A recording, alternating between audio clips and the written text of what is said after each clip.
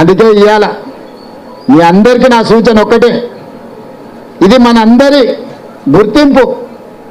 Vote పోయిందంటే, గ్రామంలో vote లేదంటే ఆ గ్రామంలో మనిషి బతుకున్నా చచ్చిపోయినంత సమానమే అని మన వాళ్ళు అందరూ భావిస్తారు. అందుకే ఎవరి కష్టాలలో ఉన్నా, ఎవరు ఇతర ప్రాంతాలలో ఉన్నా వాళ్ళందరూ ఓట్లు రాపించే బాధ్యత మన పార్టీ నాయకులది.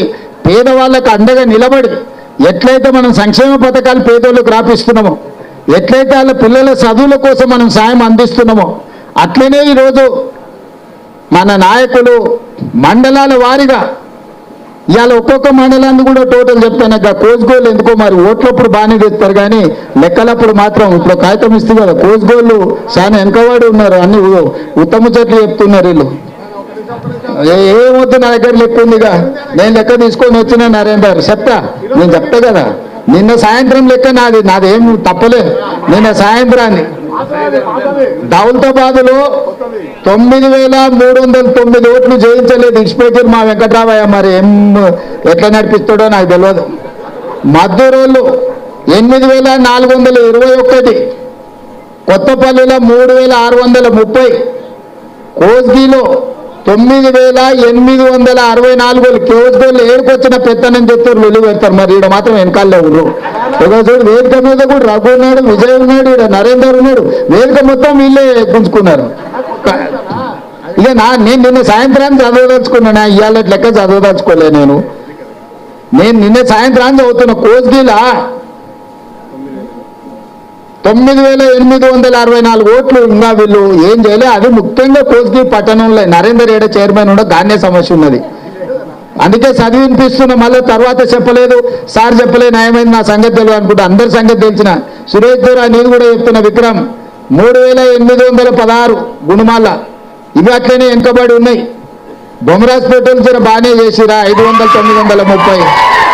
వీళ్ళు జర కష్టపడుతున్నట్టే కనిపిస్తుంది. 81% పైన బాగానే లైన్లకు లాక్కొచ్చారు. ఇంకా కొంచెం ఉన్నది, ఏం తెలియదు కానీ తోక మిగిలింది బొమ్మరాజ్పేటలో. ఇక మీరు ఆ తోక కూడా బయటికి తీయాలి. అదే 82% వచ్చారు, మీరు జర బాగానే ఉన్నారు. ఇక ఆ తోక కూడా బయటికి తీయరు. దుద్యాల 5,460 ఓట్లు ఇంకా చేపించేది ఉన్నది. కొడంగల్లో కూడా కోసుకోలే వెనకాలనే ఉన్నారు సార్, అనుకోనే 8,205 ఓట్లు ఇంకా కొడంగల్లో కూడా వాళ్ళతో పాటే నడిపిస్తున్నారు. మరి అందుకే ఈరోజు 8 మండలాలలో కలిసి 54,635 ఓట్లు మీరు ప్రక్షాళన చేసే పరిస్థితి ఉన్నది. 22% ఇది.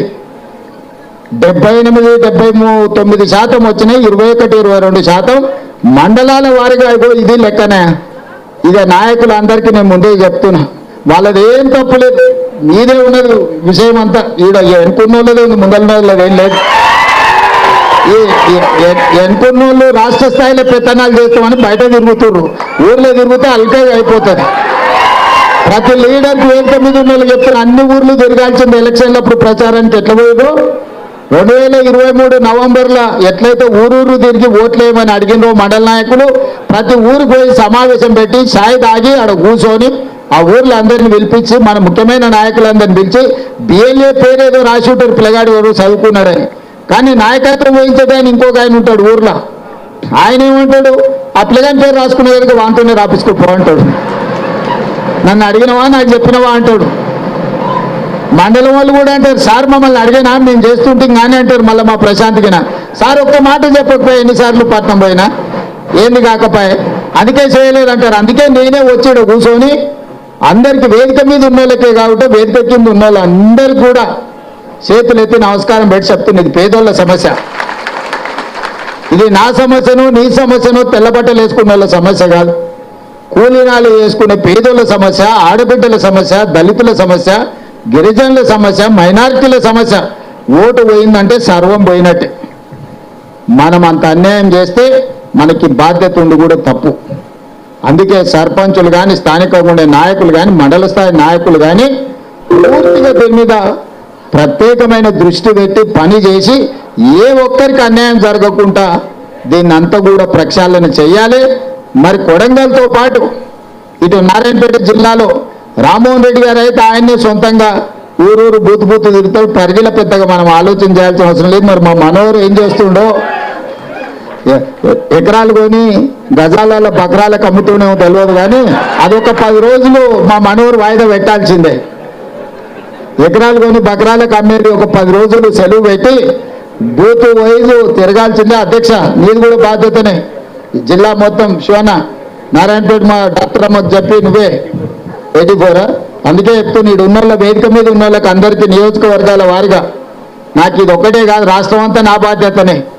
అందుకే ఇడు ఉన్నోళ్ళందరికీ ఇక్కడ వచ్చిన వాళ్ళకి ఇంట్లో గెలిచి రచ్చ గెలవాలి అన్నారు. కొడంగల్ అగిన అనే దెబ్బ తగిలిందంటే రాష్ట్రంలో ఏం చెప్పినా ఉత్తజోలే అవుతుంది. అవునా? ఇప్పుడు నేనేనన్నా పోయి కొడంగల్ నుంచి వరంగల్ ఉపాన్యం ఇస్తే కొడంగల్ ఏం చేసినావు సార్ మా దగ్గర చెప్తున్నావు అంటారు. అవునా? అందుకే అందరికంటే నెంబర్ 1 మనం ఉండాలి. ఇవాళ పొజిషన్ నెంబర్ 1 మనకుంటే ఇందులో కూడా మన నెంబర్ 1 ఉండాలి. ఇవాళ వాళ్ళందరూ మన మీదనే పగబట్టి కదా పంచాయతీకి వస్తున్నారు. మన దెబ్బకే కదా బీఆర్ఎస్ వాళ్ళు బీజేపీ వాళ్ళు మొన్నటి వరకు నిప్పు ఉప్పు లాక్కున్న వాళ్ళు, తాస్పాము ముంగిసలాకున్న వాళ్ళు ఇప్పుడు అల్లై బల్లై వేసుకొని తిరుగుతున్నారు చీకట్ల. మన దెబ్బకే కదా. అందుకే మనల్ని దొంగ దెబ్బ తీయాలని ప్రయత్నం చేస్తున్నారు. అందుకే మిత్రులారా, అందరం అప్రమత్తంగా ఉండాలి. రాబోయే వారం రోజులు ఇంటికాడే సెలవు పెట్టుర్రి. ఇంట్లో కూడా చెప్పుర్రి, ఇంటికాడ రోజు పొద్దున్నే 2 గంటల సమయం ఇంటానికి చెప్పి మా అక్కలకు మా చెల్లెళ్ళకు కూడా చెప్తే ఇంటానికి సెలవు రమ్మ ఒక వారం రోజులు ఈ పని మీద దిప్పురి. రోజు పొద్దుగాలు ఇవ్వగానే గుర్తు చేయరు, సార్ ఏవో పని చెప్పాయి కదా ఏం చేస్తున్నావు అని రోజు రాగానే అడుగురు. ఇంటికి రాగానే పొద్దుగాల బయటికి దోలురి, సాయంత్రం ఇంటికి రాగానే ఏం పని చేసినావు అని మా అక్కల్ని అడగమని చెప్తున్నాను. లేకపోతే వాళ్ళు చెప్పకుండా ఊర్లో వేసి చెట్ట కింద కూర్చొని పెత్తనం చేస్తారు. లేకపోతే 100 ఉంటే తాండూరు పోతారు, 1000 ఉంటే పట్టణం పోతారు. మళ్ళీ దావతులకి ఇక తక్కువ లేదు. అందుకోసమని రోజు మా అక్కలకు అందరికీ చెప్పేది ఒకటే, పొద్దుగాల సార్ చెప్పిన పని ఏం చేస్తావని, సాయంత్రం వచ్చినాక సార్ చెప్పింది ఎంత చేస్తావని రోజు లెక్క అడుగుతారు. అంటే ఈ వారం రోజులలో అందరికీ న్యాయం జరుగుతుంది, పేదోళ్ళకు మేలు జరుగుతుంది. ఏ ఒక్క పేదోళ్ళ ఓటు కూడా పోకుండా చూడాలి. ఇది